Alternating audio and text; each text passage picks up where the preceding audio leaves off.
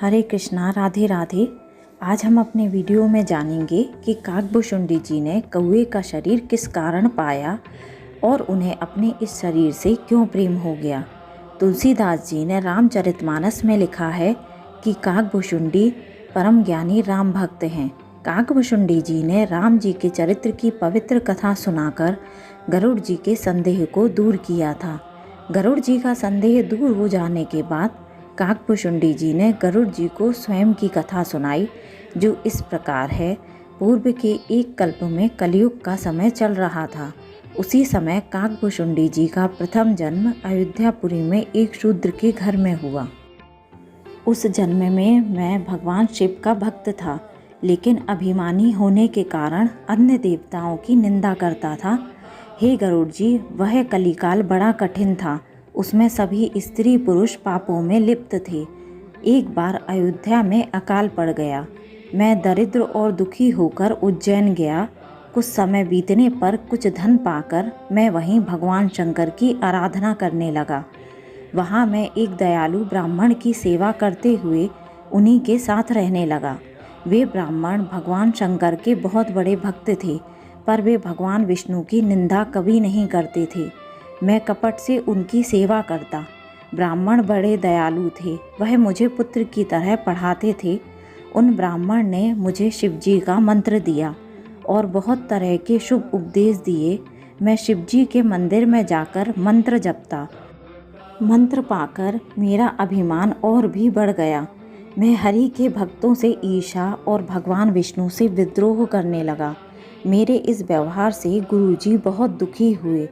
एक बार गुरुजी ने मुझे बुला लिया और बहुत प्रकार से शिक्षा दी कि हे पुत्र, शिवजी की सेवा का यही फल है कि श्री राम जी के चरणों में भक्ति हो। शिवजी और ब्रह्मा जी भी श्री राम जी को भजते हैं। ब्रह्मा जी और शिवजी जिनके चरणों के प्रेमी हैं, अरे अभागे, उनसे द्रोह करके तू सुख चाहता है। गुरुजी ने शिवजी को हरि का सेवक कहा। यह सुनकर मेरा हृदय जल उठा। अभिमानी और कुजाती मैं दिन रात गुरुजी से विरोध करने लगा। एक दिन मैं शिवजी के मंदिर में शिव नाम का जप कर रहा था। उसी समय गुरुजी वहां आए, पर मैंने अभिमान के कारण उठकर उनको प्रणाम नहीं किया। गुरुजी दयालु थे, उन्होंने कुछ भी नहीं कहा। गुरुजी का अपमान बहुत बड़ा पाप है। महादेव जी उसे सहन नहीं कर सके। मंदिर में आकाशवाणी हुई, अरे अभागे, तेरे गुरु को क्रोध नहीं आता और उन्हें पूर्ण ज्ञान है, तो भी हे मूर्ख, मैं तुझको शाप देता हूँ कि तूने गुरु का निरादर किया है, इसलिए तू सर्प की अधम योनि में चला जा।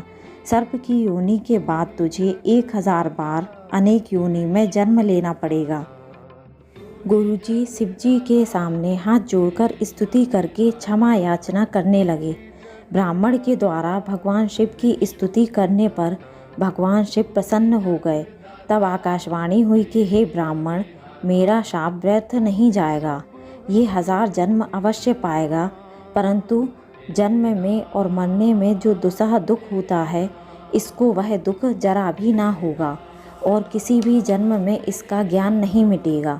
मेरा एक और भी आशीर्वाद है कि तुम जहाँ जाना चाहोगे वहीं बिना रोक टोक के जा सकोगे और मेरी कृपा से इसे श्री राम जी के चरणों के प्रति भक्ति भी प्राप्त होगी। इसके बाद मैं विंध्याचल में जाकर सर्प हुआ। फिर कुछ समय बीतने पर बिना ही परिश्रम के मैंने वह शरीर त्याग दिया। मैं जो भी शरीर धारण करता उसे बिना परिश्रम के वैसे ही त्याग देता, जैसे मनुष्य पुराना वस्त्र त्याग कर नया पहन लेता है। इसी प्रकार मैंने बहुत से शरीर धारण किए, पर मेरा ज्ञान ना मिटा। मैं जिस भी शरीर में जाता, मैं श्री राम जी का भजन जारी रखता। मैंने अंतिम शरीर ब्राह्मण का पाया। ज्ञान प्राप्ति के लिए मैं लोमश ऋषि के पास गया। जब लोमश ऋषि मुझे ज्ञान देते तो मैं उनसे उत्तर प्रत्युत्तर करता।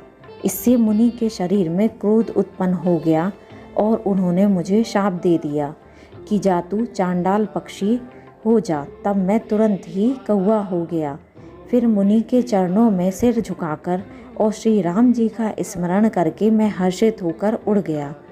हे गरुड़ जी, सुनिए, इसमें मुनि का कुछ भी दोष नहीं। श्री राम जी ने मुनि की बुद्धि भोली करके मेरे प्रेम की परीक्षा ली। भगवान ने मुनि की बुद्धि फिर पलट दी। तब मुनि ने बहुत दुख के साथ पछताकर मुझे आदरपूर्वक बुला लिया। फिर हर्षित होकर मुझे राम मंत्र दिया। मुनि ने कुछ समय तक मुझे वहाँ रखा।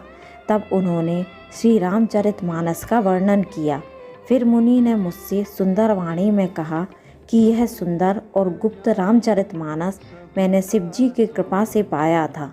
इसी से मैंने सब चरित्र विस्तार के साथ कहा। तब मैंने मुनि के चरणों में सिर झुकाया। मुनि ने अपने चरणों से मेरा सिर स्पर्श किया और आशीर्वाद दिया कि तुम सदा श्री राम जी के प्रिय और गुणों के धाम होगे और रूप धारण करने में समर्थ, इच्छा मृत्यु और ज्ञान के भंडार होगे। कौवे की देह पाने के बाद ही राम मंत्र मिलने के कारण मुझे इस शरीर से प्रेम हो गया और श्री राम जी के चरणों का प्रेम प्राप्त हुआ और इसी शरीर से मैंने अपने प्रभु श्री राम के दर्शन पाए और मेरा सब संदेह जाता रहा।